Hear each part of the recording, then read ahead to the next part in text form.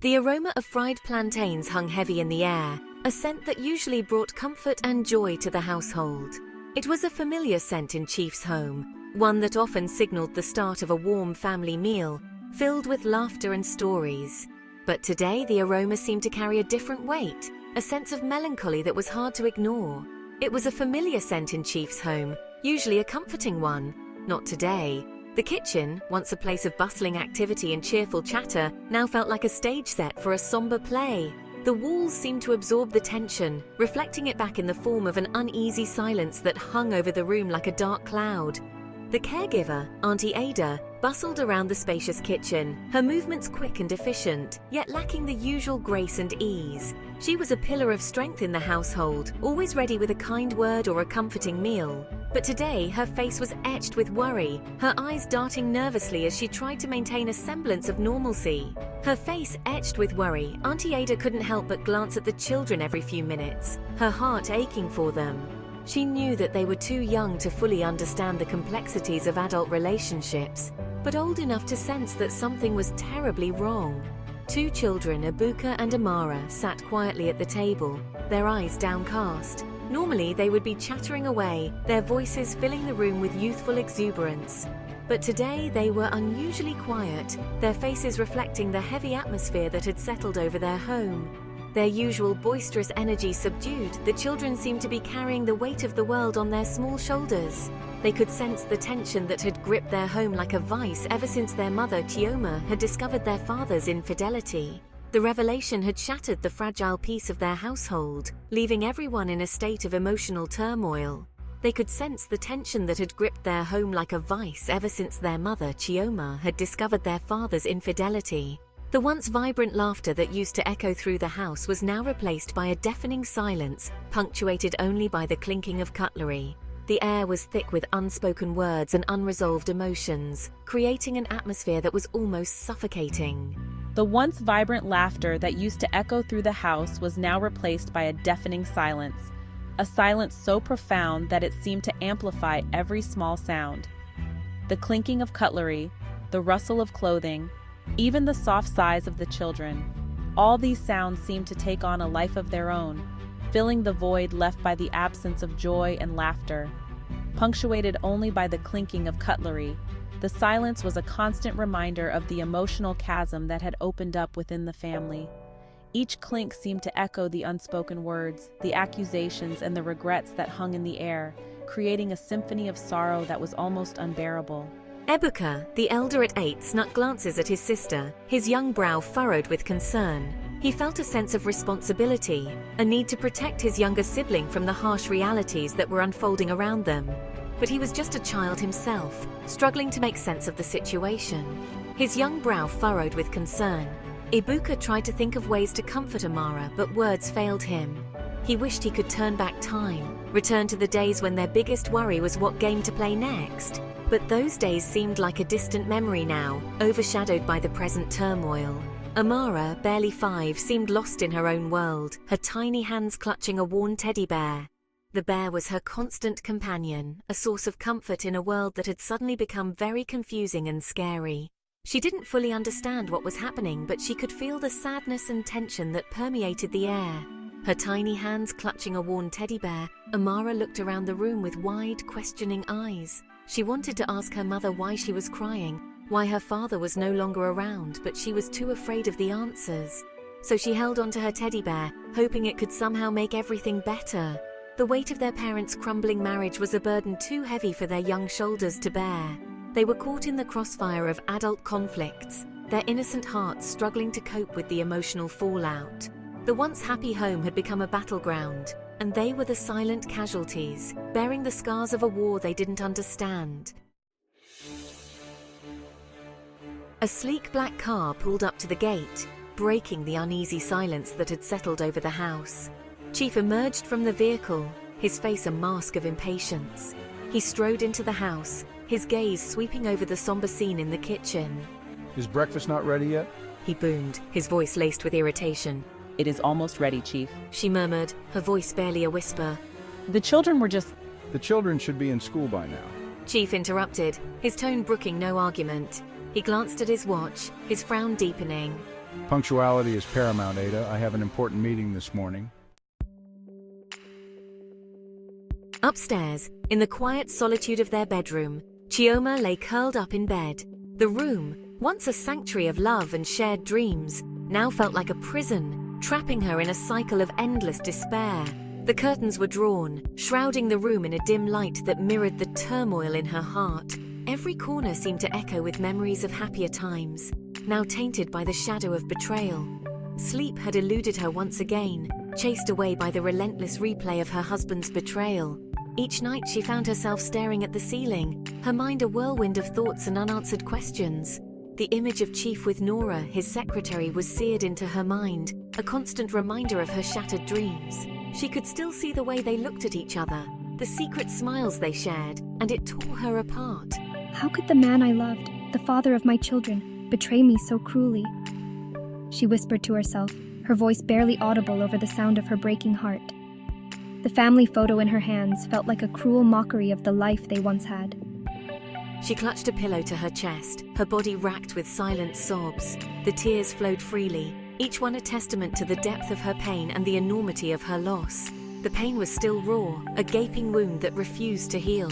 Every breath felt like a struggle, every heartbeat a reminder of the love that had been betrayed. The thought of confronting him, of demanding answers, flitted through her mind. She imagined the confrontation, the questions she would ask, the explanations he would offer. But deep down, she knew that no answer could ever mend the broken pieces of her heart.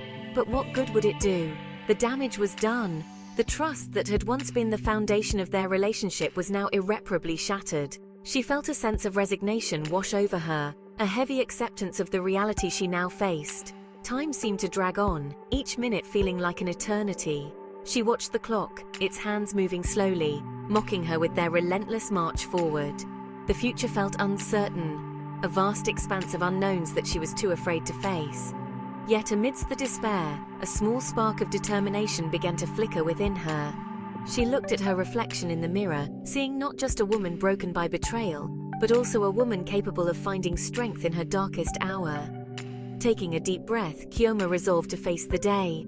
She knew the road ahead would be difficult, filled with challenges and heartache, but she also knew that she had the strength to overcome it. For herself and for her children, she would find a way to heal and move forward.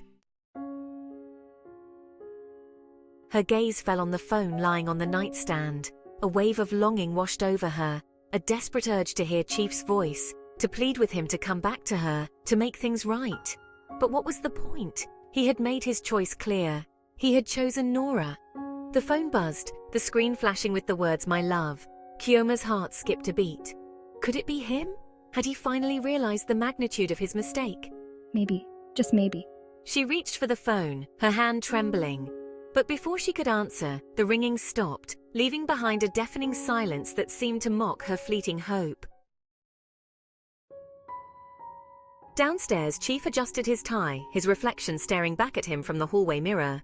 He looked tired, the weight of his deceit etched on his face. I tried to reason with Chioma to explain that my affair with Nora meant nothing, that it was a mistake. But his words rang hollow even to his own ears.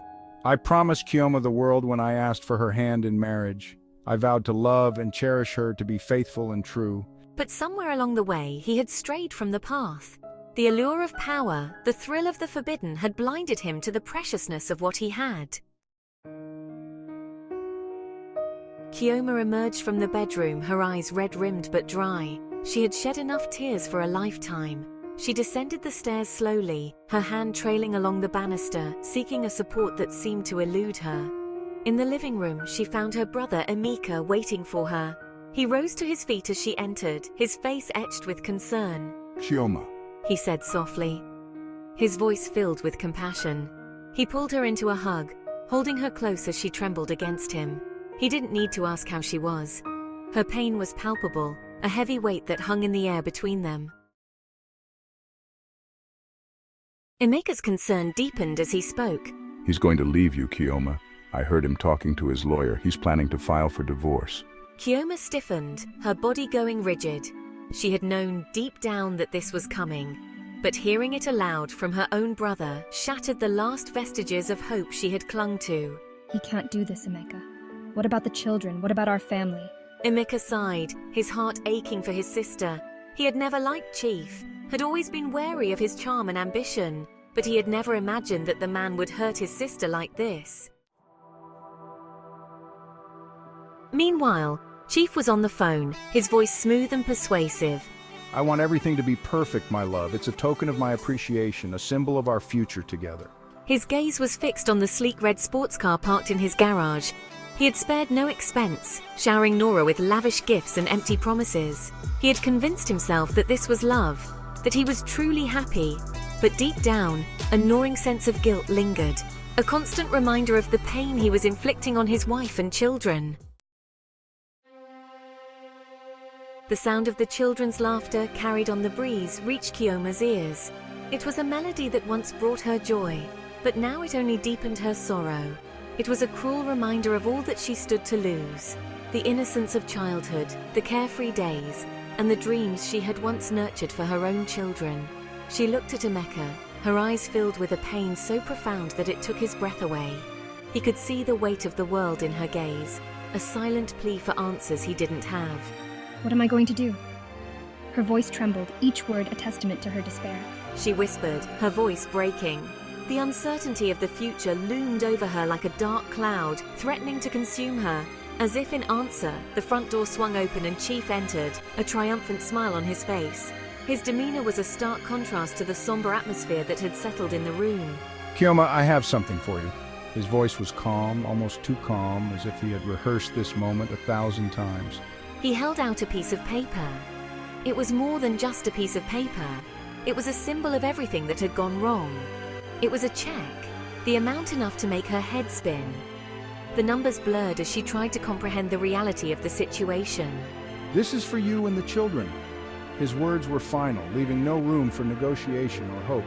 Consider it a parting gift. The weight of his words hung in the air, a cruel reminder of the end of their journey together. Kioma stared at the check, her vision blurring with tears. It was a lifeline and a noose all at once, a bitter pill she had no choice but to swallow. It was the price of her heartbreak, the cost of her shattered dreams. The remnants of a life she had once cherished now lay in pieces, like a broken mirror reflecting a distorted reality. As she sat there, the weight of the check in her hand, she realized that no amount of money could ever mend the fractures in her heart.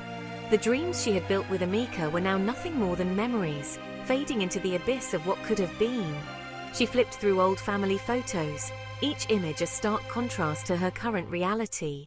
The smiles, the laughter, the love, they all seemed like a cruel joke now. But as she stood up and walked towards the window, a new resolve began to form within her. She knew that she had to be strong, not just for herself, but for her children. The road ahead was uncertain, but she was determined to face it head-on. The dawn of a new day brought with it a glimmer of hope. Kioma knew that while her dreams had been shattered, she had the strength to build new ones. And with that thought, she took a deep breath, ready to face whatever the future held.